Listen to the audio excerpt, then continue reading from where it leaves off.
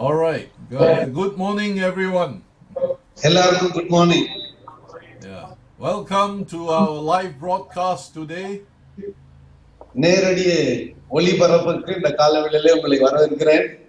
It's a joy to see all of you gathered that we can study God's word together. நாம் எல்லாரும் ஒன்று சேர்ந்து வந்திருப்பது பெரிதான மகிழ்ச்சி. நாம் சேர்ந்து கர்த்தருடைய வார்த்தையை படிக்கலாம். Today's topic is one from the School of Biblical Discipleship. வேதாகம சீஷத்துவம் என்கின்ற அந்த பள்ளிக்கூடத்தின் அடிப்படையிலே இன்றைக்கு நாம் ஒரு பாடத்தை படிக்க போகிறோம். Now, the first topic we covered under the School of Biblical Discipleship was the Great Commission through all the four Gospels. இந்த சீஷத்துவ பள்ளிக்கூடத்திலே நாம் படித்த முதல் பாடமானது 4 சுவிசேஷ புத்தகத்திலும் இருந்த பெரிதான கட்டளை என்பதை நாம் ஏற்கனவே பார்த்தோம். And it was entitled How to Grow a Strong, Healthy Church. ஆரோக்கியமான ஒரு பலமுள்ள சபையாய் வளர்வது எப்படி என்கின்ற தலைப்பில் ஏற்கனவே நாம் படித்தோம். The second topic we covered from the same school is the Word of God.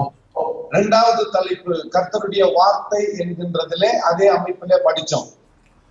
And so today is the third topic, relating with the Spirit. இன்றைக்கு மூன்றாவது தலைப்பிலே படிக்க போகிறோம், ஆவியானவரோடு உறவு கொள்ளுதல், ஆவியானவரோடு ஐக்கியம் கொள்ளுதல். As a quick overview, we have previously covered in the first topic the 9 areas of discipleship. சீஷத்துவத்திலே 9 முக்கியமான சாராம்சங்கள் இருக்கிறது என்று சொல்லி முதல் தலைப்பிலே படிச்சோம். We have word, spirit, worship and prayer, the first 4. முதல் 4 வசனம், ஆவி, ஆராதனை, ஜெபம் என்ற இந்த 4 காரியங்கள் முதல் பகுதியிலும், and this 4 has to do with our relationship with God. இந்த 4 காரியங்களும் நமக்கும் தேவனுக்கும் இருக்கக்கூடிய உறவை தீர்மானிக்கக்கூடியதாக இருக்கிறது. And the next 3 has to do with our relationship with our fellow human beings, Christian fellowship, ministry and witness. அடுத்த 3 காரியங்கள் கிறிஸ்தவ ஊழியம், ஐக்கியம் போன்ற காரியங்களை கொண்ட நம்முடைய சக நண்பர்களோடு ஐக்கியம் கொள்ளக்கூடியதாக அது இருக்கிறது. And the next area is that of character growth in Christ. அடுத்ததாக கிறிஸ்துவுக்குள் வளர வேண்டிய நம்முடைய நற்குணங்கள். And that is because our growing in Christ likeness is an outcome of how we walk with God in the first 7 areas. முதல் 7 படிகளிலும் கிறிஸ்துவோடு நாம் ஏற்படுத்தக்கூடிய இந்த உறவானது எப்படி முக்கியத்துவம் பெறுகிறது என்பதை விளக்குவதற்கான முதல் 7 கருத்துக்கள். But at the same time, as we grow in Christ likeness, it will also strengthen the first 7 areas of our Christian life. அதே நேரத்தில் இந்த 7 படிகளும் நம்முடைய கிறிஸ்தவ வாழ்க்கையிலே நாம் பலன் பெற்று வளரத்தக்கதாக நமக்கு உதவி செய்யக்கூடிய 7 படிகளாய் இருக்கிறது. And the 9th area is that of disciple making. 9வது சீஷர்களை உருவாக்குதல். And that has to do with multiplying the first 8 areas in our own life and to pass it on to others that they may come to Christ and grow in Him. முதல் 8 படிகளையும் நம்முடைய சொந்த வாழ்க்கையில முதலாவது நாம் பயன்படுத்தி நாம் வளர்ந்து நம்மோடு பழகுகிறவர்களுக்கு அதை சொல்லிக் கொடுத்து அவர்களையும் வளரச் செய்வதுதான் உண்மையான சீஷத்துவமாக இருக்கும். So that is the area of spiritual multiplication. அது ஆவிக்குரிய முதிர்ச்சியை, வளர்ச்சியை ஏற்படுத்தத்தக்கதான ஒரு காரியமாக இருக்கிறது.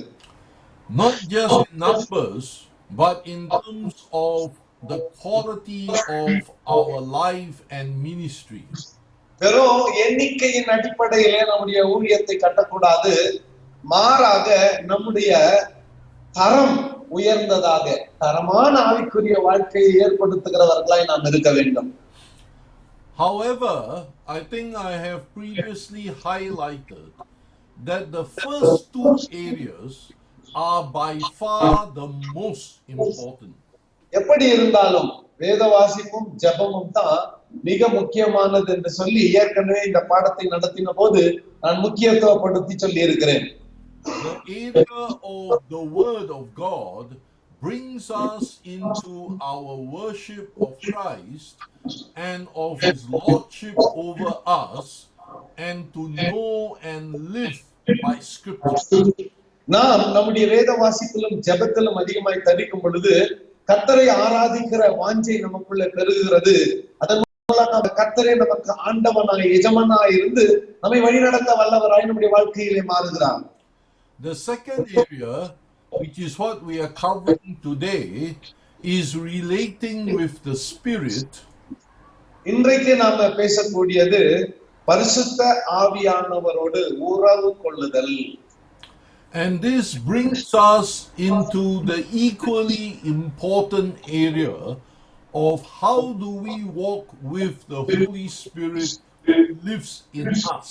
நமக்குள் வாசம் பண்ணுகிற பரிசுத்த ஆவியானவரோடு தினசரி சேர்ந்து எப்படி நடை போடுவது என்று இது நமக்கு உதவி செய்கிறது, சொல்லுகிறது. Now Christ is God, the Holy Spirit is God, and that is why the first two areas are by far the most important of the 9 areas. 9 படிகளிலே முதல் 2 வேத வாசிப்பும் ஜெபமும் மிக முக்கியம். ஏனென்றால் இதன் அடிப்படையிலே தான் பரிசுத்த ஆவியானவரோடு நாம் உறவு கொள்ள முடியும். If we do not draw near to our God, who is Father, Son, and Holy Spirit, and put him first in our lives, then all the other areas of Christian discipleship will amount to nothing. அதாவது பிதா குமாரன் பரிசுத்த ஆவி ஆகிய இந்த தூய திரியேக தேவனோடு நமக்கு உறவு சரியா இல்லை என்றால் நம்முடைய ஊழியம், நம்முடைய பிரயாசம், நம்முடைய முயற்சி எல்லாம் வீணாய் போய்விடும். Because all the other areas, worship, prayer, fellowship, ministry, witness, character, disciple making, all of them are our response to our God. But if our God is not there, or we are not receiving from him, then none of these things will matter. நம்முடைய ஜெபமோ ஆராதனை, நம்முடைய ஐக்கியம், உறவு எல்லாம் அவரோட நமக்கு சரியான உறவு இல்லைன்னா இவைகளுக்கெல்லாம் அர்த்தம் இல்லை. Right, so the word and the spirit, and today's topic is the spirit, are by far the most important areas of discipleship, and it is by receiving from the Son and the Spirit that we are able to relate with the Father, and it is also by putting the Son and the Spirit as God and God in our lives that we receive his transformation for all areas of discipleship and life. நம்முடைய வாழ்க்கையிலே பரிசுத்த ஆவியானவரோடு ஏற்படக்கூடிய இந்த நல் உறவுதான் நம்முடைய ஊழியத்தின் எல்லா நிலைகளிலும், மற்றவர்களை சீஷர் ஆக்குகிற வேலையிலும், மற்ற எல்லா காரியங்களிலும் நமக்கு துணை புரிந்து தேவனோடு நல்வுறவை ஏற்படுத்த இது நமக்கு உதவி செய்கிறது. So that is the broad overview, so that you can understand where today's topic fits into the whole area of Christian discipleship. கிறிஸ்தவ சீஷத்துவத்திலே பரிசுத்த ஆவியானவரோடு உறவு கொள்வது எப்படி என்பது எவ்வளவு முக்கியத்துவம் வாய்ந்ததாய் கருதப்படுகிறது என்கின்ற முன்னுரையோடு இந்த பாடத்தை இன்றைக்கு நாம் படிக்கிறோம். Now what I want to emphasize for us is that the Holy Spirit, together with the Father and the Son, are together one God, and each one of them is equally important to all of Christian life. இன்றைக்கு நான் அதிகமாக கோடிட்டு காட்ட விரும்புவது என்னவென்றால், பிதா தம் குமாரன் பரிசுத்த ஆவி என்னும் தூய திரியேக தேவனாகிய கர்த்தர் இவர்கள் மூவரும் சரிசமமாய் முக்கியத்துவம் வாய்ந்தவர்களாய் இருக்கிறார்கள் நம்முடைய தனிப்பட்ட வாழ்க்கையிலும் நம்முடைய ஊழியத்திலும். Different churches tend to emphasize different persons. வெவ்வேறு சபைகள் சிலர் பிதாவுக்கு முக்கியத்துவம், சிலர் குமாரனுக்கு முக்கியத்துவம், சிலர் ஆவியானவருக்கு முக்கியத்துவம் இருக்கிறார்கள். Generally speaking, the Roman Catholic Church tend to emphasize the Father. பொதுவா பேசும்போது ரோமன் கத்தோலிக்க சபை பிதாவுக்கு முக்கியத்துவம் கொடுக்கிறது. Many more traditional Protestant churches tend to emphasize Jesus. பாரம்பரியம் மிக்க புராட்டஸ்டன்ட் சபைகள், அநேக சபைகள் இன்றைக்கு இயேசு மாத்திரமே என்று சொல்லி அவருக்கு முக்கியத்துவம் கொடுக்கிறதா இருக்கிறது. And the Pentecostal and charismatic churches tend to emphasize the Holy Spirit. Pentecost சபைகளும் ரொம்ப ஆவியில நிரம்பி வரும் பரிசுத்த ஆவியானவருக்கு தான் முக்கியத்துவம் கொடுக்கிற மாதிரி இருக்குது. But the Bible tells us that the one God we worship is Father, Son, and Holy Spirit. ஆனா பைபிள் என்ன சொல்லுது தெரியுமா? நாம் ஆராதிக்கிற அந்த ஒரே தேவன் பிதா, குமாரன், பரிசுத்த ஆவியானவர் ஆகிய தூய திரியேக தேவனாய் இருக்கிறார். எல்லாம் கையை உயர்த்தி சொல்லுங்க, சொல்றதுனா. So it is important for us to relate with our God as all three persons. ஆகவே நம்முடைய தேவனாகிய திருத்துவ தேவனோடு மூவரோடும் உறவு கொள்வது நமக்கு நல்லது. No one person of the Trinity must be understood in isolation from the other two. திருத்துவத்திலே இந்த மூணு பேர்ல ஒருத்தரை மட்டும் பிரிச்சு அவருக்கு மட்டும் முக்கியத்துவம் கொடுக்கிற பழக்கத்தை விட்டுறணும். அப்படி செய்யக்கூடாது. Every person of the Trinity must be understood in relationship with the other two. மற்ற ரெண்டு பேரை கொண்டுதான் மூணாவது திருத்துவ தேவனோடு நாம் உறவு கொள்ள வேண்டும். பிதாவை விட முடியாது, குமாரனை விட முடியாது, பரிசுத்த ஆவியை விட முடியாது. Now that's the only way for us as his church and as Christians to have a balanced and comprehensive and full faith. முழுமையான அங்கீகரிக்கப்பட்ட நிலையான விசுவாசம் உடையவர்கள் மூவரையும் சமமாய் நேசிப்பார்கள், சமமாய் ஆராதிப்பார்கள். Right, so to leave anyone out is to lose a very important area of the faith that God has revealed to us. கர்த்தர் நமக்கு வெளிப்படுத்தின விசேஷ வாழ்க்கையில, விசுவாச வாழ்க்கையில இந்த மூணு பேர்ல யாராவது ஒருத்தரை விட்டுட்டா கூட ஒரு முக்கியமான பகுதியை தவற விட்டாய் என்றுதான் அர்த்தம். Now, I think you have a handout that I have sent to you, and I hope that you will read the Bible references especially that are given there so that you can understand our topic, the person or relating with the Spirit on the basis of the Bible's teaching. வேதத்தின் உபதேசங்களிலிருந்து வேதத்துல பல வசன குறிப்புகள் ஐயா கொடுத்திருக்காரு. Notes என்கிட்ட இருக்குது. Class முடிஞ்சதும் வேண்டியவங்களுக்கு ஆங்கிலத்துல புரிஞ்சுக்கிறவங்களுக்கு அது கொடுக்கப்படும். அங்கே வசன குறிப்புகள் கொடுக்கப்பட்டிருக்கிறது. அந்த வசன குறிப்புகள் நமக்கு வேதத்துக்கு ஆதாரமாக, வேதத்தின் அடிப்படையிலே இந்த பிதா, குமாரன், பரிசுத்த ஆவியோடு உறவு கொள்ள வேண்டியது அவசியம் என்கின்ற வசன ஆதாரங்கள் அங்கே இருக்கிறது. Now, for the time that we have for today, I won't be able to read all the scriptures, but I will highlight to you the teaching that comes from those scriptures, and I give you the reference so that you can follow up to read it.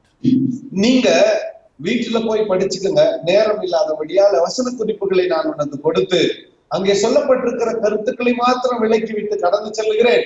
நீங்கள் வீட்டுல போயிட்டு அந்த வசன குறிப்புகளை எடுத்துக்கொண்டு நீங்கள் ஆராய்ச்சி செய்து படிக்கலாம். So let me introduce the person of the Holy Spirit that In Acts chapter 1 and 2, we find that the Holy Spirit was poured out on the day of Pentecost following Jesus' ascension into heaven. அப்போஸ்தலர் 1ஆம் 2ஆம் அதிகாரத்திலே ஆண்டவராகிய இயேசு கிறிஸ்து பரலோகத்துக்கு எடுத்துக்கொள்ளப்பட்ட பிறகு பரிசுத்த ஆவியானவர் ஊற்றப்பட்டதாக மாம்சமானவர்கள் மீது ஊற்றப்பட்டதாக அப்போஸ்தலர் 1:2 நாம் வாசிக்கிறோம். This event is often called the birthday of the church. இந்த சம்பவமானது சபையினுடைய பிறந்த நாள் என்று சொல்லியும் அழைக்கப்படுகிறது. Because it is only when the Holy Spirit was poured out that you can say that the church of Christ is fully formed. அதாவது பரிசுத்த ஆவியானவர் ஊற்றப்பட்ட பிறகுதான் சபையானது தன்னுடைய முழு அளவுக்குள்ள பரிணாமத்துக்குள்ள வந்தது என்கின்ற எண்ணம் இருக்கிறது. Before the Holy Spirit was poured out, Jesus had many disciples and Jesus chose the 12. பரிசுத்த ஆவியானவர் ஊற்றப்படுவதற்கு முன்பதாக அநேக சீஷர்கள் இயேசு கிறிஸ்துவுக்கு இருந்தார்கள். அவர்களிலே 12 மாத்திரம் அவர் தெரிந்து கொண்டார். But they were not yet recognized or called the church of Christ. ஆனால் இயேசுநாதர் உயிரோடு இருக்கிற வரையிலே அவர்களை சபை என்றோ அப்போஸ்தலர் என்றோ அங்கீகரிக்கப்படவில்லை அவர்கள். It was only when the Holy Spirit was poured out and the disciples who gathered at the upper room received him. That was when on that day the church of God began on earth. மேல் வீட்டறையிலே கூடி வந்திருந்த பரிசுத்த ஆவியானவர் ஊற்றப்பட்ட பிறகுதான் பரிசுத்த ஆவியானவர் சபையின் மேல பொழியப்பட்ட பிறகுதான் சபை பிறந்தது, சபை உருவானது. So this is very significant because according to the Bible's revelation, the Father is in heaven. வேதத்தினுடைய வெளிப்பாட்டின்படி நான் சொல்ல போறது முக்கியத்துவம் வாய்ந்தது. பிதா பரலோகத்தில் இருக்கிறார். And the Son, having ascended, is at the right hand of the Father. குமாரன் வானத்துக்கு ஏறி போய் பிதாவின் வலது பார்சத்திலே வீற்று கொண்டிருக்கிறார். So who is with us? அப்படி இருக்கும் பொழுது நம்மோடு கூட இப்பொழுது இருக்கிறது யார்? And that is the Holy Spirit who has been poured out on that Pentecost. Pentecost நாளிலே ஊற்றப்பட்ட அந்த பரிசுத்த ஆவியானவர் தான் நம் அனைவரோடு கூட இருக்கிறார். Now, not only has the Holy Spirit been poured out, Jesus gives the Holy Spirit to everyone who receives him as Lord and God in repentance of sin.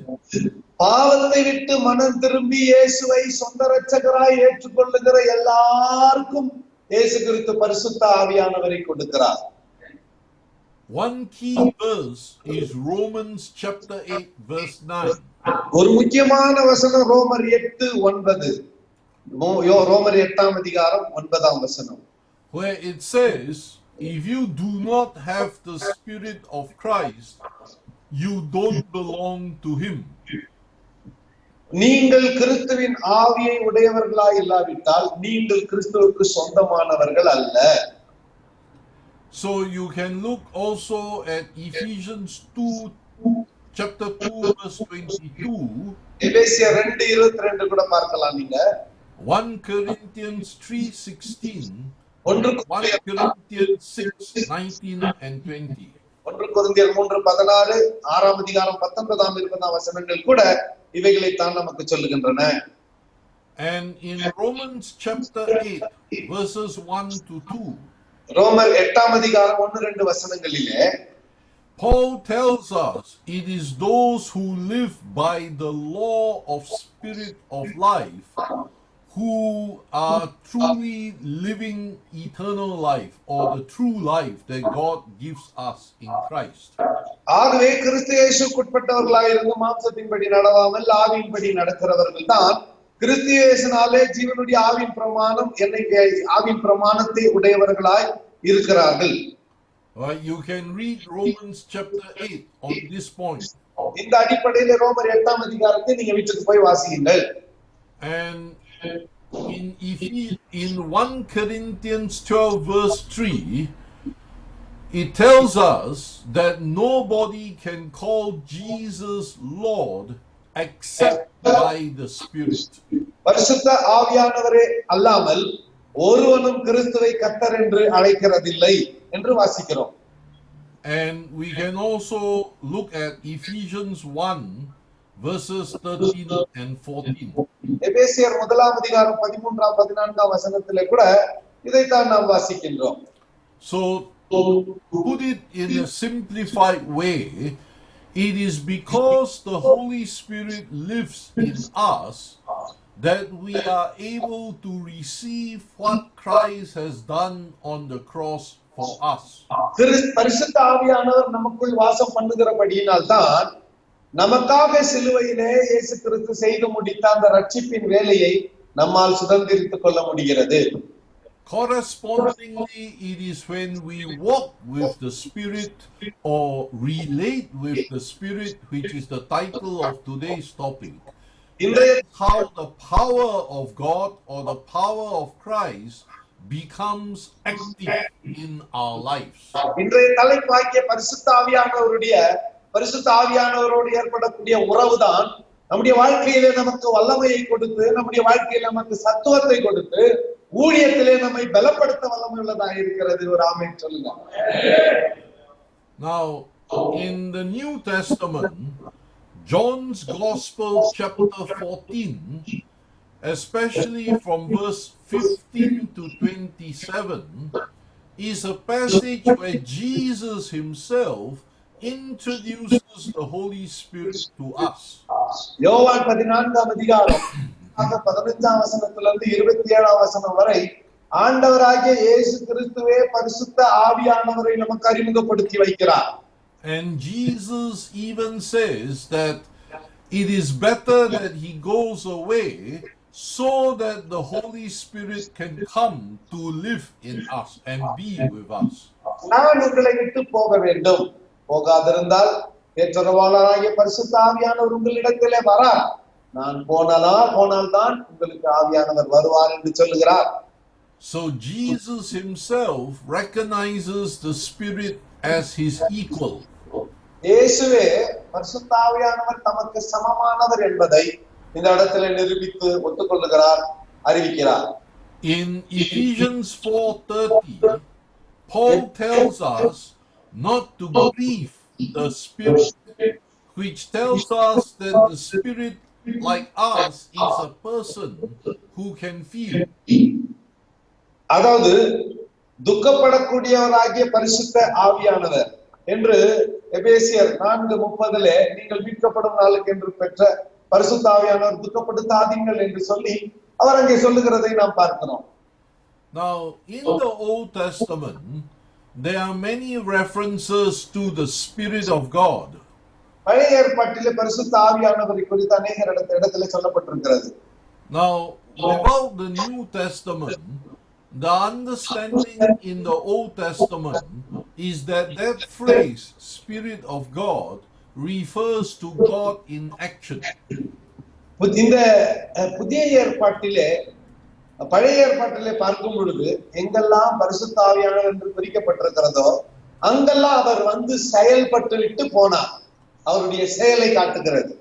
But in the light of the New Testament revelation by Christ, கிறிஸ்துவின் மூலமாக நமக்கு கிடைத்த புதிய ஏற்பாட்டின் வெளிப்பாடின்படி, with the revelation of the New Testament, we now understand that though that phrase, the Spirit of God, is not just God in action, but the Holy Spirit in action in the Old Testament. அதாவது இப்பொழுது புதிய ஏற்பாட்டின் காலத்துக்கு பிறகு பரிசுத்த ஆவியானவர் குறித்து நாம் முழுவதுமாய் தெரிந்து கொண்ட பிறகு பழைய ஏற்பாட்டிலே கூட பரிசுத்த ஆவியானவர் ஒரு தனி நபராக வந்து தான் செயல்பட்டார் என்று நாம் பார்க்கிறோம். Now there's one passage we should read because I think it will help us very much. Isaiah chapter 11, verses 1 to 4. ஏசாயா 11ஆம் அதிகாரம் முதல் 4 வசனங்கள் வாசிக்கிறது நமக்கு முக்கியம் என்று நான் கருதுகிறேன். Now, maybe someone you're on your side may like to read it in your language. Isaiah 11, 1 to 4. அவர் தேவனிலிருந்து ஒரு கிளை எடுத்து செழிக்கும், ஞானத்தையும் புன்னதையும் வரும் ஆவியும், ஆலோசனை பெருமை வரும் ஆவியும், அறிவில் கர்த்தருக்கு பயத்தில் வரும் ஆவியுமாகிய கர்த்தருடைய ஆவியானவர் அவர் மேல் தங்கியிருப்பார். கர்த்தருக்கு பயப்படுதல் அவருக்கு உயர்ந்த வாக்கமாயிருக்கும். அவர் தமது கண் கண்டபடி நியாயத்திற்காமலும் தமது காது கேட்டபடி தீர்ப்பு செய்யாமலும் நீதிப்படி ஏழைகள் நியாயம் விசாரித்து யதார்த்தப்படி பூமியில் உள்ள சிறுமியானவர்களுக்கு தீர்ப்பு செய்து பூமியை தமது வாக்கிற்கோளால் அடித்து தமது வாயின் சுவாசத்தால் துன்மார்க்கரை சங்கரிப்பார். Amen. Amen. So the first verse there tells us that this is a prophecy of Christ because Jesse is the father of David and Jesus is the human descendant of David. முதலாம் வசனம் ஆண்டவராகிய இயேசு கிறிஸ்துவை குறித்து சொல்லப்பட்டிருக்கிற ஒரு தீர்க்க தரிசனமாக இருக்கிறது. ஈசா தாவீதினுடைய தகப்பன், அவனுடைய வம்சத்திலே தான் ஆண்டவராகிய இயேசு கிறிஸ்து வந்து பிறந்தார். But verse 2 tells us that the Holy Spirit of God the Spirit of the Lord will rest upon Jesus. இரண்டாம் வசனம் சொல்லுகிறது பரிசுத்த ஆவியானவர், கர்த்தருடைய பரிசுத்த ஆவியானவர் அவர் மேல் தங்கியிருப்பார் என்று இரண்டாம் வசனம் சொல்லுகிறது. And the qualities of the Spirit are so described: the Spirit of wisdom and understanding, the Spirit of counsel and might, the Spirit of knowledge and the fear of the Lord. So all these descriptions are both a description of the Spirit of God and the character of Christ.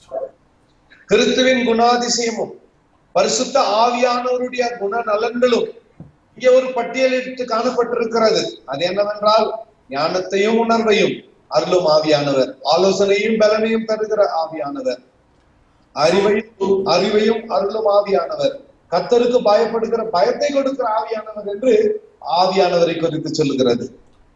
So this passage makes it very clear that Christ and the Spirit are in unity together and they are one God. கிறிஸ்துவும் பரிசுத்த ஆவியானவரும் ஒருவனுமாய் இருக்கிறார்கள், அவர்கள் ஒரே தேவனாய் இருக்கிறார்கள் என்பதற்கு இந்த இரண்டு வசனங்கள் ஆணித்தரமான ஆதாரமாக இருக்கிறது. And the character of the Spirit is also the character of Christ. ஆவியின் குணமும் கிறிஸ்துவின் குணமும் ஒன்றாய் இருக்கிறது. Now in Christian theology, in the persons of the Trinity, the Holy Spirit is often called the third person. The Father is the first person, the Son is the second person, and the Holy Spirit is the third person. சபையினுடைய வேதாந்தத்துல இன்றைக்கு பரிசுத்த ஆவியானவரை மூன்றாவது நபர் என்று சொல்லுகிறோம். முதல் நபரானவர் பிதா, இரண்டாவது நபரானவர் குமாரன், மூன்றாவது நபரானவர் பரிசுத்த ஆவியானவர். Now, unfortunately, this way of identifying the three persons have led to a tendency to mistake, to think that the Holy Spirit is the least important of the three persons. இந்த முதல் பிதா, இரண்டாவது குமாரன், மூன்றாவது பரிசுத்த ஆவியானவர் என்று இந்த முறையை வைத்திருக்கிறபடியால் ஆவியானவர் மூன்றாவது இடத்துல இருக்கிறாரு. But that is not the meaning of the numbers.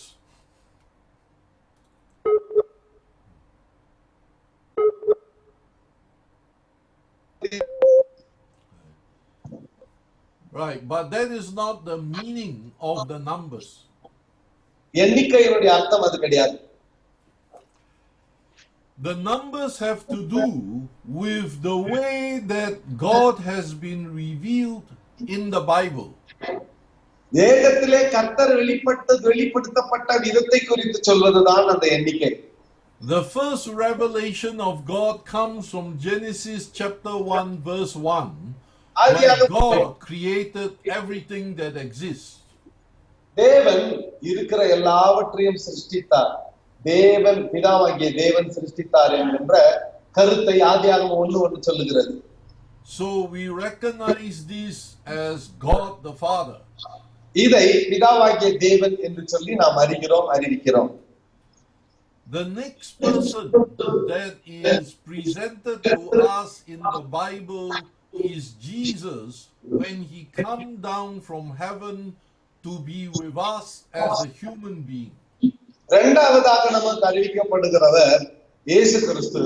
அவர் வானத்திலிருந்து நமக்காக இறங்கி வந்தவர் என்று சொல்லி இரண்டாவதாக இயேசு கிறிஸ்துவை பார்க்கிறோம். Therefore he is the second person. ஆகவே அவர் இரண்டாவது நபராக இருக்கிறார். And after Jesus ascended, then the Holy Spirit was poured out. Therefore he is the third person. அவர் எடுத்துக்கொள்ளப்பட்ட பிறகு பரிசுத்த ஆவியானவர், இயேசு எடுத்துக்கொள்ளப்பட்ட பிறகு பரிசுத்த ஆவியானவர் கட்டளையிடப்படுகிறார். ஆகவே அவர் மூன்றாவது நபர். So first, second and third is not about the importance of the person, because they are the Father, the Son, the Holy Spirit, they are all God, they are one God. அதாவது முதலாவது பிதா, இரண்டாவது குமாரன், மூன்றாவது பரிசுத்த ஆவியானவர் என்றது அவங்களுடைய முக்கியத்துவம் பிதாவுக்கு கொடுக்கணும் என்ற அந்த மாதிரி கிடையாது. மாறாக வேதத்தில் முதல் அறிவிக்கப்பட்டவர் பிதா, இரண்டாவது வெளிப்பட்டவர் குமாரன், பிறகு வெளிப்பட்டவர் பரிசுத்த ஆவியானவர். ஆனால் இந்த மூவரும் ஒன்றாய் இருக்கிறார்கள், அவர்களுக்குள் வேறுபாடு இல்லை. So the numbers is only a kind of shorthand way of identifying how the Bible show us the three persons in historical sequence. இந்த சரித்திர ரீதியாக இந்த மூவரும் எப்படி இருக்கிறார்கள் என்பதை காட்டுவதற்காகத்தான் முதலாவது பிதா, இரண்டாவது குமாரன், மூன்றாவது பரிசுத்த ஆவியானவர் என்று அவர்கள் எண்ணிக்கைப்படுத்தப்படுகிறார்கள். But on the other hand, the Bible teaches us that the person who enables us to know Jesus as the Christ is the Holy Spirit. ஆனால் இயேசுவை கிறிஸ்து என்று நமக்கு அறிவிக்கிறவர், சொல்லிக் கொடுக்கிறவர் பரிசுத்த ஆவியானவர் தான். And the only way we can know the Father is by knowing Christ. பிதாவை நாம் அறிய வேண்டுமானால் கிறிஸ்துவை அறிய வேண்டும். So if you look at it from the point of view of Revelation, வெளிப்பாட்டின் அடிப்படையிலே நீங்கள் பார்ப்பீர்களேயாவில் the first person is the Holy Spirit. முதல் நபர் பரிசுத்த ஆவியானவர். Because he is the one who works in us and in this world to show us that Jesus is the Christ, the Son of God. இயேசு தேவனுடைய குமாரன் என்று நமக்கு அறிவித்தவரே பரிசுத்த ஆவியானவர். ஆகவே நாம் முதலாவது அறிந்தவர் பரிசுத்த ஆவியானவர். And it is only by knowing Jesus for who he is that we can know the Father. கிறிஸ்துவை இன்னார் என்று நாம் அறிந்திருக்கிறபடியால் அவர் மூலமாய் பிதாவை நாம் அறிந்திருக்கிறோம். So if you want to count in terms of revelation, then the numbers will be the other way around. The first person is the Spirit, the second person is the Son, the third person is the Father. வேதத்தில் கொடுக்கப்பட்டிருக்கிற அந்த முறையின்படி பார்த்தா முதல் பிதா, இரண்டாவது குமாரன், மூன்றாவது பரிசுத்த ஆவியானவர். ஆனால் நமக்கு கிடைத்திருக்கிற வெளிப்பாடின்படி பார்த்தா நமக்கு முதலாவது வெளிப்பாடை கொடுத்தவர் ஆவியானவர். அவர் தான் கிறிஸ்துவை நமக்கு அறிமுகப்படுத்தி வைத்தார். கிறிஸ்து நமக்கு பிதாவை அறிமுகப்படுத்தி வச்சார். அப்போ ஒன்னாவது ஆவியானவர், இரண்டாவது குமாரன், மூணாவது பிதா அப்படி என்று வருகிறது. Right. So this is my way of helping us to understand the significance of the number 1, 2 and 3. It is not about the importance of the person, but it is a way of differentiating them in historical sequence. சரித்திர ரீதியாக பார்ப்பதற்காக பிதா குமாரன் பரிசுத்தாவி என்று நாம் சொல்லுகிறோமே தவிர முக்கியத்துவத்தின் அடிப்படையிலே பிதாவுக்கு மாத்திரம் முக்கியத்துவம் என்று நாம் சொல்லுவதில்லை. They are equally important as one God. மூவரும் ஒரே கர்த்தராக ஒரே தேவனாக சமமாய் முக்கியத்துவம் வாய்ந்தவர்களாக இருக்கிறார்கள். Right. Now, some of our churches may confess the Apostles' Creed or the Nicene Creed. அதாவது நம்முடைய சபைகளிலே சில நைசியன் கிரீட் என்கின்ற இதை முக்கியத்துவம் கொடுக்கிறவர்களாய் இருக்கலாம். Now, these creeds are historical creeds that give a kind of summary of the Christian faith. கிறிஸ்தவ விசுவாசத்தை இந்த அப்போஸ்தல அறிக்கை நல்லா சொல்லுவாங்கல்ல, அந்த அறிக்கைகள் ஒரு விளக்கத்தை நமக்கு கொடுக்கின்றன. And both these creeds identify that our God is Father, Son, and Holy Spirit. இந்த அப்போஸ்தல விசுவாச பிரமாணம் நம்மை பிதா குமாரன் பரிசுத்தாவி என்று நமக்கு அங்கீகரிக்கிறது. Right. So, in terms of the relationship between the Spirit and the Father, we have many references in the Bible that speaks of the Spirit of God or the Spirit of the Lord. பரிசுத்த ஆவியானவருக்கும் பிதாவுக்கும் இருக்கக்கூடிய தொடர்பை காட்டுவதற்காக வேதத்திலே அநேக இடத்திலே தேவனுடைய பரிசுத்த ஆவியானவர். Let me give you some references quickly. Genesis chapter 1 verse 2. ஆதியாகமம் 1:2 சில வசனங்களை உங்களுக்கு குறிப்புக்காக கொடுக்கிறேன். 1 Samuel 16 verse 3. 1 Samuel 16:13. Job 33 verse 4. யோபு 33:4. Ezekiel 37 verse 1. 37:1. Matthew 3:16. மத்தேயு 3:16. Romans 8:9. ரோமர் 8:9. And 1 John 4:2. 1 யோவான் 4:2. So this very phrase itself links the person of the Holy Spirit with the Father because he is called the Spirit of God or the Spirit of the Lord. தேவனுடைய ஆவியானவர் என்கின்ற இந்த வார்த்தையே தேவனுக்கும் அதாவது பிதாவுக்கும் பரிசுத்த ஆவியானவருக்கும் இருக்கக்கூடிய உறவை நேரடியாக நமக்கு தெளிவுபடுத்துகிறதாக இருக்கிறது. Similarly, we find that the Spirit is also related or linked to Christ the Son. அதே நேரத்தில் குமாரனாகிய கிறிஸ்துவோடு ஆவியானவருக்கு தொடர்பு இருக்கிறதையும் நாம் பார்க்கிறோம். We have already read Isaiah 11:1-4, where I've explained that passage joins together the Son and the Spirit as one. ஏசாயா 11:1-4 வரை வாசித்தோம். அது குமாரனுக்கும் பரிசுத்த ஆவியானவருக்கும் இருக்கக்கூடிய தொடர்பை வெளிப்படுத்தி காட்டுகிற வசனங்களாய் இருக்கிறது என்று நான் ஏற்கனவே சொன்னேன். But there are many passages in the New Testament where the Spirit is called the Spirit of the Lord, the Spirit of Jesus, or the Spirit of Christ. புதிய ஏற்பாட்டிலே கர்த்தரின் ஆவியானவர், இயேசுவின் ஆவியானவர், கிறிஸ்துவின் ஆவியானவர் என்று ஆவியானவருக்கும் கிறிஸ்துவுக்கும் இருக்கக்கூடிய தொடர்பை புதிய ஏற்பாட்டிலே கொடுக்கப்பட்டிருக்கிறதை நாம் பார்க்கிறோம். So let me give you the related verses. Acts 5:9, அப்போஸ்தலர் 5:9, Acts 16:7, 16:7, Romans 8:9, ரோமர் 8:9, and 1 Peter 1:11. 1 பேதுரு 1:11.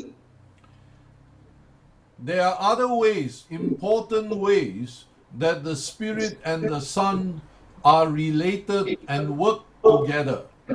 கிறிஸ்துவும் ஆவியானவரும் குமாரனும் ஆவியானவரும் சேர்ந்து இசைவாய் செயல்படுகிற விதங்களும் இருக்கிறது. When the angels prophesy to Mary and Joseph that Christ is going to be born through Mary, the angel told Mary and Joseph that will happen by the work of the Holy Spirit. இயேசு கிறிஸ்து பிறக்க போகிறதை மரியாளுக்கும் யோசேப்புக்கும் அறிவிக்க வந்த தேவதூதன் பரிசுத்த ஆவியானவருடைய உதவியை கொண்டு பரிசுத்த ஆவியானவருடைய நிழலாட்டத்தாலே மரியாள் கர்ப்பம் தரிப்பாள் என்கின்ற செய்தியை சொன்னதை நாம் வாசிக்கிறோம். So the references that tells us these are from Matthew 1:18 and 20. மத்தேயு 1ஆம் அதிகாரம் 18ஆம் வசனமும் 20ஆம் வசனமும் இதற்கு ஆதாரம். Matthew 3:13 to 17. மத்தேயு 3:13 இருந்து 17. Luke chapter 1 verse 26 to 35.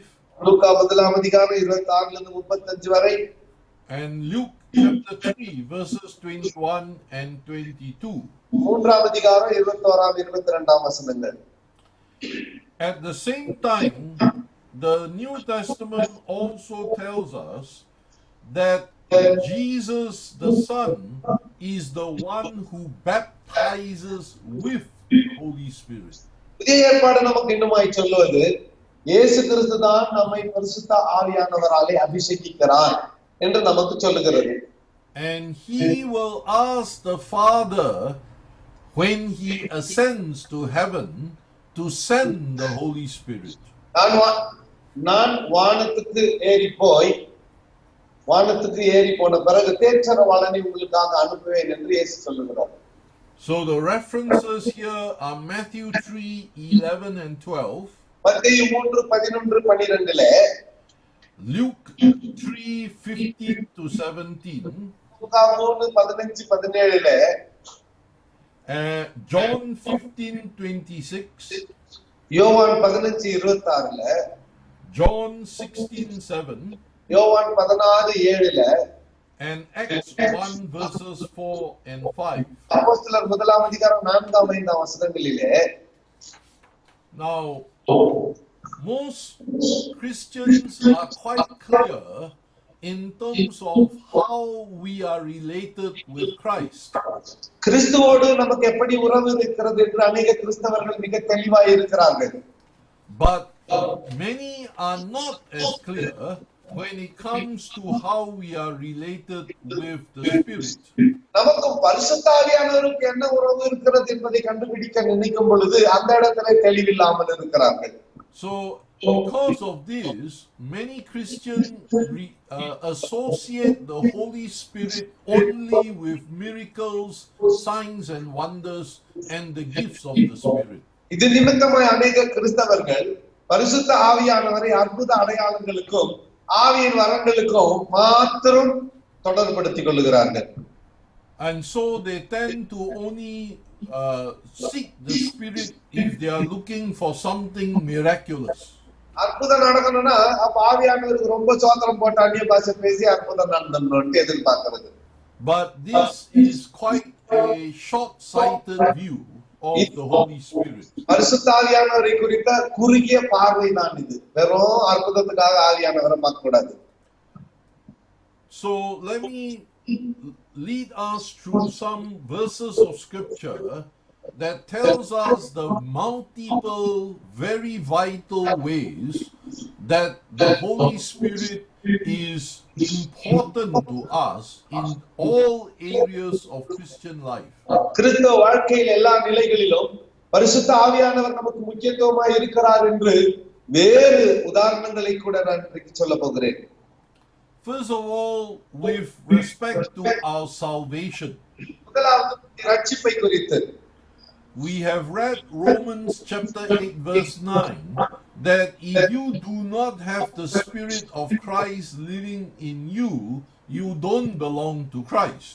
ரோமர் 8ஆம் அதிகாரம் நான் முதல் 4 வசனம் ஏற்கனவே வாசித்தோம். அதன்படி கிறிஸ்து பரிசுத்த ஆவியானவர் உங்களிடத்திலே இல்லாவிட்டால் நீங்கள் கிறிஸ்துவினுடையவர்கள் அல்ல. In Titus chapter 3 verses 4 to 6, தீத்து 3ஆம் அதிகாரம் 4 லிருந்து 6 வரை it tells us that the Spirit washes us clean from our sin through our baptism. நம்முடைய ஞான ஸ்நானத்தினாலே கிறிஸ்துவானவர் நம்மை பாவமற நம்மை கழுவுகிறார் என்று வாசிக்கிறோம்.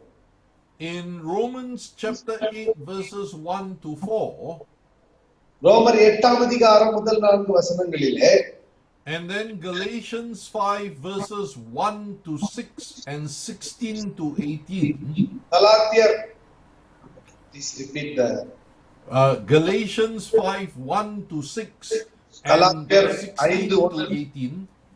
கலாத்தியர் 5 1 லிருந்து 8 வரை, 16 லிருந்து 18 வரை. We need to live by the law of the Spirit in order to be free from sin and to live in the freedom that Christ has given us. பாவத்திலிருந்து விடுதலை ஆகிய கிறிஸ்து நமக்கு கொடுத்திருக்கக்கூடிய சுதந்திரத்திலே நாம் வாழ வேண்டுமானால் அதற்கு பரிசுத்த ஆவியானவருடைய உதவி நமக்கு தேவைப்படுகிறது. In other words, without the Holy Spirit in us, we cannot be saved. இன்னொரு அர்த்தத்திலே நமக்குள்ள பரிசுத்த ஆவியானவர் இல்லாவிட்டால் நம்மால் இதை பெற்றுக்கொள்ள முடியாது, ரட்சிப்பை பெற்றுக்கொள்ள முடியாது. So our salvation is equally the work of the Father, the Son, and the Holy Spirit. ஆகவே நம்முடைய ரட்சிப்பே பிதா, குமாரன், பரிசுத்த ஆவி என்ற மூவருடைய முயற்சியினால் தான் நமக்கு ரட்சிப்பு உண்டானது. ஒரு அல்லேலூயா சொல்லுவோம். If the Father did not choose to save us, we will not be saved. பிதா நம்மை ரட்சிக்க எத்தனித்திராவிட்டால் நாம் ரட்சிக்கப்பட்டிருக்க மாட்டோம். If Christ did not come down from heaven to die for our sin and resurrect from the dead, we will not be saved. கிறிஸ்து வானத்திலிருந்து இறங்கி வந்து நம்முடைய பாவத்துக்காக மரித்து உயிர்த்தெழுந்திராவிட்டால் நாம் ரட்சிக்கப்பட்டிருக்க மாட்டோம். If we did not receive the Holy Spirit from Christ to live in us, we will not be able to receive what Christ has done for us on the cross. We will not be saved. கிறிஸ்து நமக்காக சிலுவையிலே செய்து முடித்த ரட்சிப்பின் வேலையை பரிசுத்த ஆவியானவர் நமக்கு வெளிப்படுத்தி இராவிட்டால் நாம் ரட்சிக்கப்பட்டிருக்க மாட்டோம். So the only way to be saved is to receive the Father, the Son, and the Holy Spirit into our lives. ரட்சிக்கப்படுவதற்கு ஒரே ஒரு வழி நம்முடைய வாழ்க்கையிலே பிதா, குமாரன், பரிசுத்த ஆவி ஆகிய தூய திரியேக தேவனை ஏற்றுக்கொள்வது மாத்திரம் தான் வழியாகும். Then Romans 8 verses 13 to 16 tells us ரோமர் 8:13 லிருந்து 16 நமக்கு சொல்லுகிறது that it is because we have the Spirit of God living in us that we are adopted by the Father to be His children. பரிசுத்த ஆவியானவர் நமக்குள்ளே வாசம் பண்ணுகிறபடியால் பிதா நம்மை அவருடைய குமாரனாக தத்தெடுத்திருக்கிறார், ஏற்றுக்கொண்டிருக்கிறார் என்று பார்க்கிறோம். So in other words, if a person doesn't have the Spirit of God in him or her, that person is not a child of God. இன்னொரு விதத்திலே ஒரு நபருக்குள்ள பரிசுத்த ஆவியானவர் இல்லாவிட்டால் அவர்கள் தேவனுடைய பிள்ளையாய் இருக்க முடியாது. And we have already referred to Acts chapter 1 and 2 that it is the Holy Spirit that makes the church the church. சபையை சபையாக மாற்றினது பரிசுத்த ஆவியானவர் தான் என்று அப்போஸ்தலர் 1-2 அதிகாரங்களிலே நாம் வாசிக்கிறோம். And in John chapter 3 verses 5 to 8, Jesus told Nicodemus that you must be born of the Spirit to belong to God. யோவான் 3ஆம் அதிகாரத்திலே இயேசு நிக்கோதேமுவை பார்த்து நீ ஆவியினால் மறுபடியும் பிறக்க வேண்டும் என்று சொன்னார். Without the Spirit of God, we cannot be born again. ஆவியானவருடைய துணையின்றி நாம் மறுபடியும் பிறக்க முடியாது. And in John chapter 6 verse 63, யோவான் 6ஆம் அதிகாரம் 63ஆம் வசனத்திலே Romans 8:10-11. ரோமர் 8:11 It is the Holy Spirit who gives us life. பரிசுத்த ஆவியானவர் தான் நமக்கு ஜீவன் தருகிறவராக இருக்கிறார். Then the Holy Spirit indwells believers and indwells the church forever. என்றென்றைக்கும் பரிசுத்த ஆவியானவர் சபைக்குள்ளே வாசம் பண்ணுகிறவராக இருக்கிறார். In Acts chapter 2 verse 38, அப்போஸ்தலர் 2:38 படி Christ gives the Holy Spirit to those who confess him as Lord and Savior. இயேசுவை கர்த்தர் என்றும் ஆண்டவர் என்றும் அறிக்கை செய்கிறவர்களுக்கு பரிசுத்த ஆவியானவரை கொடுக்கிறவராக இருக்கிறார் குமாரன். Romans 8:9, that it is only those who have the Spirit of Christ in them that belongs to Christ. அதாவது யாருக்குள்ளே தேவனுடைய பரிசுத்த ஆவியானவர் இருக்கிறாரோ அவர்கள் மாத்திரமே கிறிஸ்துவுக்கு சொந்தமானவர்களாய் இருக்கிறார்கள் என்று நாம் வாசிக்கிறோம். In 1 Corinthians 3:16, 1 கொரிந்தியர் 3:16 2 Corinthians 6:16, 2 கொரிந்தியர் 6:16 Ephesians 2:22, எபேசியர் 2:22 all these verses tells us that the Holy Spirit indwells the Christian and indwells the church. பரிசுத்த ஆவியானவர் ஒவ்வொரு தனிநபருக்குள்ளே கிறிஸ்தவருக்குள்ளே சபைக்குள்ளே வாசம் பண்ணுகிறார் என்று இந்த வசனங்கள் நமக்கு அறிவிக்கின்றன. Now, the word indwells means that this is where the Holy Spirit makes his home. பரிசுத்த ஆவியானவர் வாசம் பண்ணுகிறார் என்றால் என்ன அர்த்தம்? இங்கே இதை பரிசுத்த ஆவியானவர் தன்னுடைய வீடாக மாற்றிக் கொள்ளுகிறார் என்ற அர்த்தம். Right? Now, as God, the Spirit of God is everywhere. பரிசுத்த ஆவியானவர் எங்கும் இருக்கிறார். But his home is the church or the Christian. பரிசுத்த ஆவியானவர் எங்கும் இருந்தாலும் அவருடைய வீடு ஒரு சபை தான். அவருடைய வீடு நம்முடைய சரீரம் தான். Right? Just like us, we may travel many places, but we only live in one place. உலகத்தின் பல பகுதிகளிலே சுற்றி திரிந்தாலும் நாம் வாசம் பண்ணுகிற இடம் ஒரே ஒண்ணுதான். So the Spirit of God is everywhere, but his home is the church, is in believers. பரிசுத்த ஆவியானவர் எங்கும் இருப்பார், ஆனால் அவருடைய வீடோ நம்முடைய சரீரம், நம்முடைய சபை. And in John 14 verses 15 to 16, யோவான் 14, 15, 16 வசனங்கள் it tells us something of extraordinary importance, and that is the Spirit lives in us eternally. நமக்குள்ளே ஆவியானவர் நித்தியமாய் வாசம் பண்ணுகிறார் என்று அவைகள் நமக்கு விளக்கி சொல்லுகின்றன. Right? Not just in this life, but even when Christ has returned and we enter the new heaven and new earth, the Spirit of God continues to live in us. இந்த வாழ்க்கையிலே மாத்திரமல்ல, கிறிஸ்து மறுபடியும் வந்த பிறகு புதிய வாழ்க்கைக்குள்ள பரலோக வாழ்க்கைக்குள்ளே நாம் பிரவேசிக்கும் போது கூட பரிசுத்த ஆவியானவர் நம்மோடு கூடவே இருக்க போகிறார்.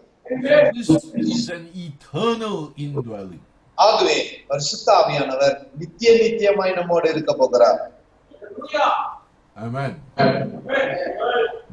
Now, when it comes to our worship or devotional life and growth, we need the Spirit. நம்முடைய ஆவிக்குரிய தியான வாழ்க்கைக்கு வரும் பொழுது பரிசுத்த ஆவியானவர் நமக்கு தேவைப்படுகிறார். In 1 Corinthians 2, 9 to 16, 1 கொரிந்தியர் 2ஆம் அதிகாரம் 9 16 வரை வாசிக்கும் போது John 14, 15 to 17 and verse 25, யோவான் 14ஆம் அதிகாரம் 15 17 வரையும் 25ஆம் வசனமும் வாசிக்கும் போது and John 16 verses 12 to 15, யோவான் 16ஆம் அதிகாரம் 12 15 வரை வாசிக்கும் போது It is the Spirit of God that leads us into all of God's truths. சகல சத்தியத்திலும் பரிசுத்த ஆவியானவர் தான் நம்மை வழிநடத்தக்கூடியவராய் இருக்கிறார்.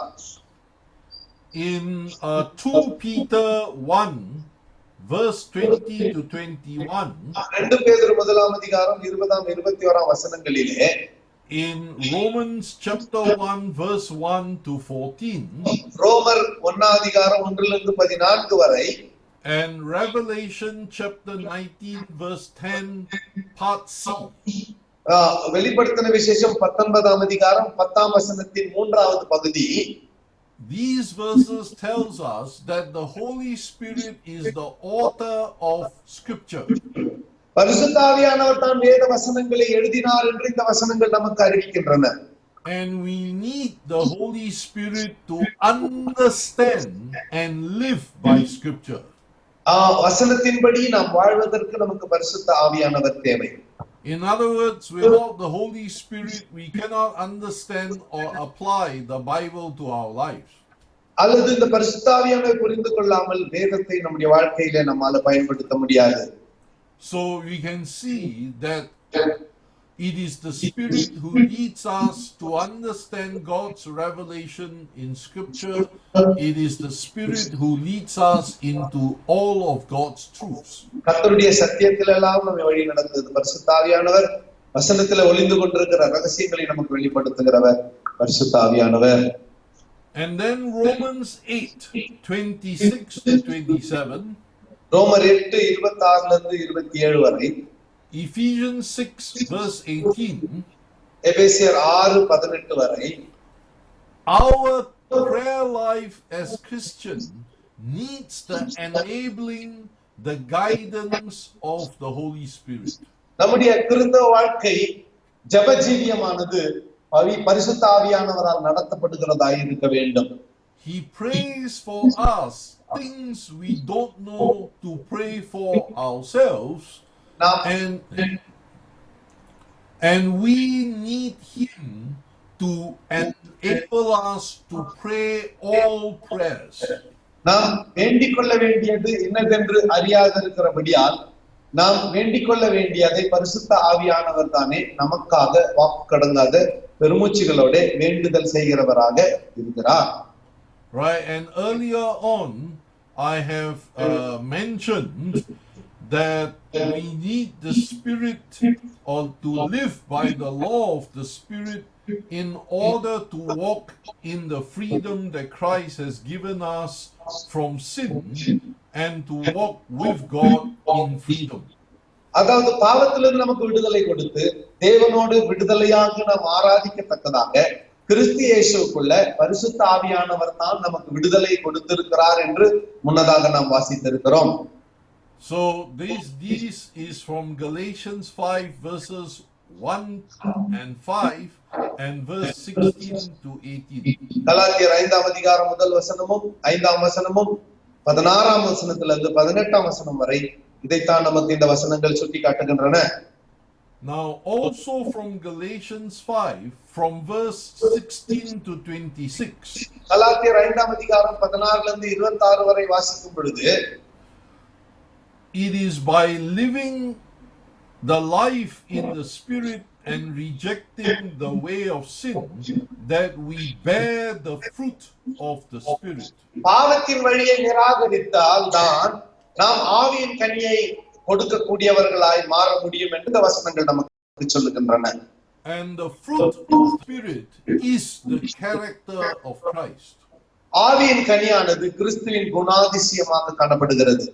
In other words, it is the Holy Spirit who works in us to transform us, that we are able to become like Christ. கிறிஸ்துவை போல நாம் மாறத்தக்கதாக நம்மை மாற்றக்கூடியவர், உருமாற்றக்கூடியவர் பரிசுத்த ஆவியானவர். Without the Holy Spirit's work in us or presence in us, it is not possible for us to become like Christ. அதாவது பரிசுத்த ஆவியானவருடைய கிரியை இல்லாமல், பரிசுத்த ஆவியானவருடைய பிரசன்னம் நமக்குள்ள இல்லாமல் கிறிஸ்துவை கர்த்தர் என்று நாம் சொல்ல முடியாது, கிறிஸ்துவின் சாயலை நாம் அடைய முடியாது. Right.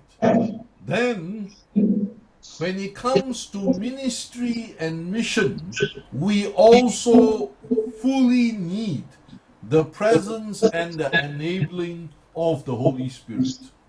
ஊழியத்திலும் மிஷனரி பயணத்திலும் பரிசுத்த ஆவியானவர் உதவியும் பலனுமே அன்றி நம்மால ஊழியம் செய்ய முடியாது.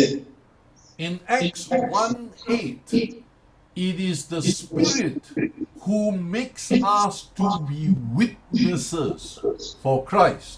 அப்போஸ்தலர் 1:8 படி பரிசுத்த ஆவியானவர் நம்மை கிறிஸ்துவுக்கு சாட்சியாக வைத்திருக்கிறார். Now this verse is not just talking about doing evangelism. It is transforming us so that instead of being sinners, we become witnesses for Christ. இது வெறும் சுவிசேஷம் அறிவிக்கிறதற்காக கொடுக்கப்படுகிற ஒரு வரம் அல்ல, மாறாக பாவத்தை விட்டு விலகி கிறிஸ்து நம்மிலே உருவாக்கத்தக்கதாய் நம்மை உருவாக்குகிற வேலை பரிசுத்த ஆவியானவருடைய வேலையாய் காணப்படுகிறது. This is an outcome of the transforming work of the Spirit in us. நமக்குள்ளே பரிசுத்த ஆவியானவர் செய்கிற அந்த வளர்ச்சிக்கான மாற்றத்துக்கான முன்னேற்றத்துக்கான மாற்றத்தை இந்த பகுதியிலே நாம் பார்க்கிறோம். In John 16:8-11, யோவான் 16:8 11 வரை வாசிக்கும்போது a hugely important work of the Spirit is revealed. பரிசுத்த ஆவியானவருடைய மிக முக்கியமான வேலை அங்கே வெளிப்படுத்தப்பட்டிருக்கிறது.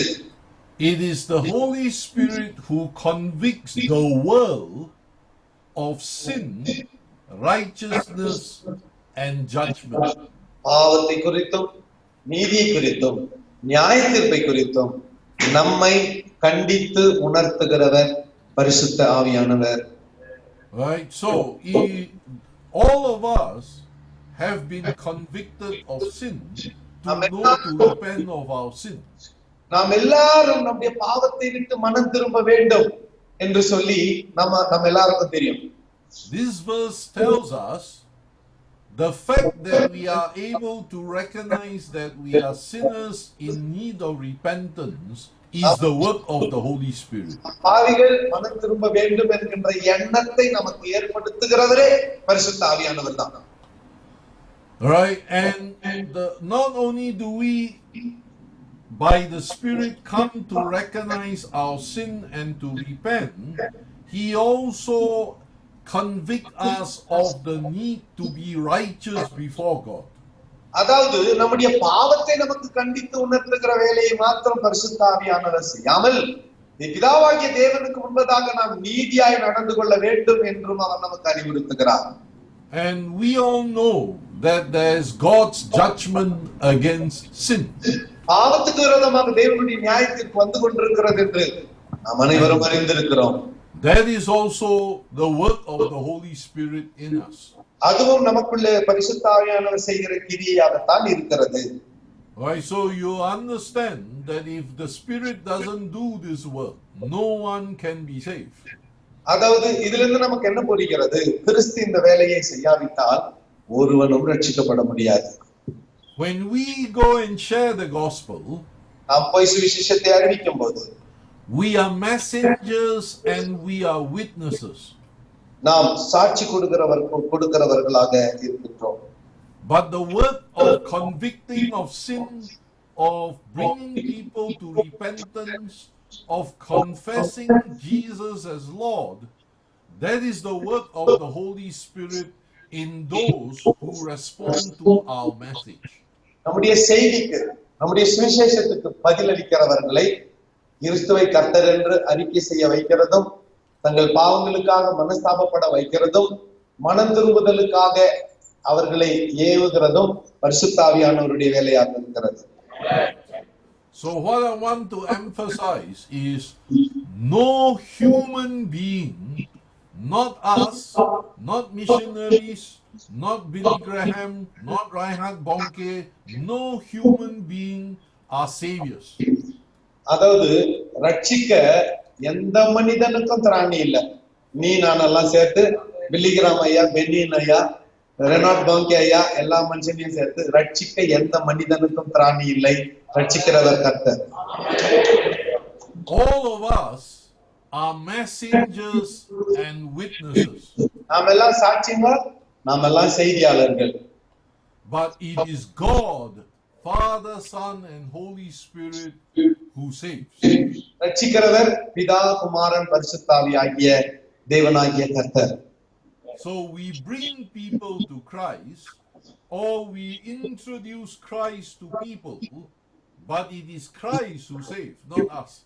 கிறிஸ்துவை ஜனங்களுக்கு நாம் அறிமுகப்படுத்தலாம், ஜனங்களிடத்திலே கிறிஸ்துவை கொண்டு வரலாம். ரட்சிக்கிறவர் தேவனாகிய கர்த்தர். We share the message of the gospel, but it is the Spirit who convicts of sin and enables the person to confess Christ as Lord. நம்முடைய சுவிசேஷத்தை நாம் அறிவிக்கலாம். தன் பாவத்திற்காக மனஸ்தாபப்பட்டு மனம் திரும்பி கர்த்தரை ஏற்றுக்கொள்ளுகிற மனநிலையை உருவாக்குகிறவர் பரிசுத்தாவியானவர். So we don't save, the Spirit saves. நான் ரட்சிக்கிறவர்கள் நாம் அல்ல, கிறிஸ்துவே ஆவியானவரே ரட்சிக்கிறவர். Right. And the power for living the Christian life comes from the Holy Spirit.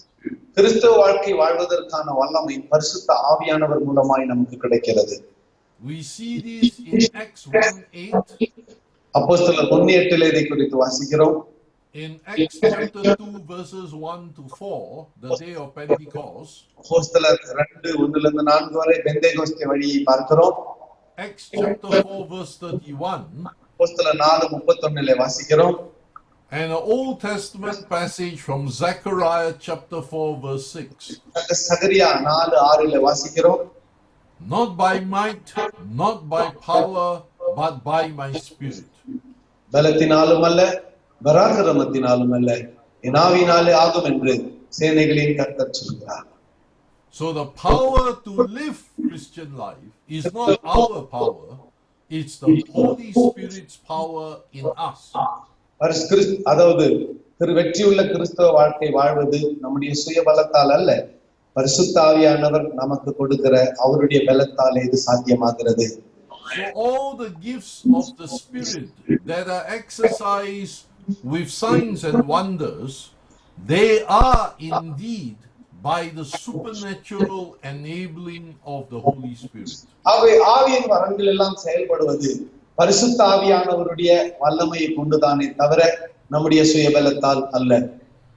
1 Corinthians 12:1-11 give us these gifts in the context of the church service and pastoral ministry.